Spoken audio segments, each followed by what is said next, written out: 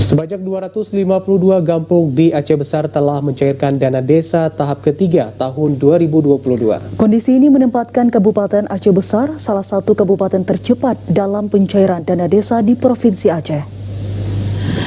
252 kampung yang telah melakukan proses pencairan dana desa tahap 3 merupakan kampung yang telah menyelesaikan pertanggungjawaban dana desa sebelumnya, baik tahap 1 maupun tahap 2. Sementara 352 dari total 604 kampung di Aceh Besar masih melaksanakan berbagai program prioritas penggunaan dana desa tahun 2022. Kepala Dinas Pemberdayaan Masyarakat dan Kampung Aceh Besar, Syarbaidi, mengatakan di tahun 2022 Kabupaten Aceh Besar menerima anggaran dana desa sebesar 415 miliar rupiah.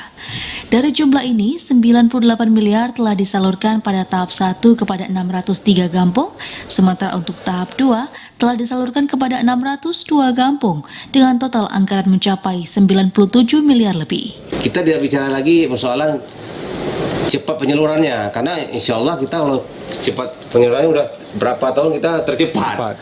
Nggak persoalan, insya Allah nggak persoalan lagi masalah cepat atau penyaluran itu.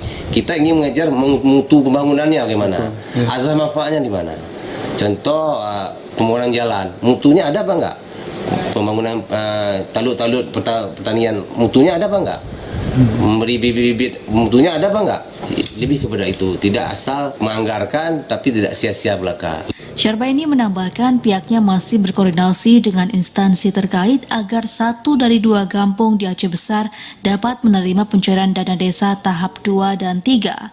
Kampung yang dimaksud yakni Pieng Lang, Kecamatan Montasik yang pencairannya sempat terkendala akibat permasalahan hukum bersama kampung Pulau Bunta. Dari Aceh Besar, Arman Konadi, TVRI Aceh melaporkan.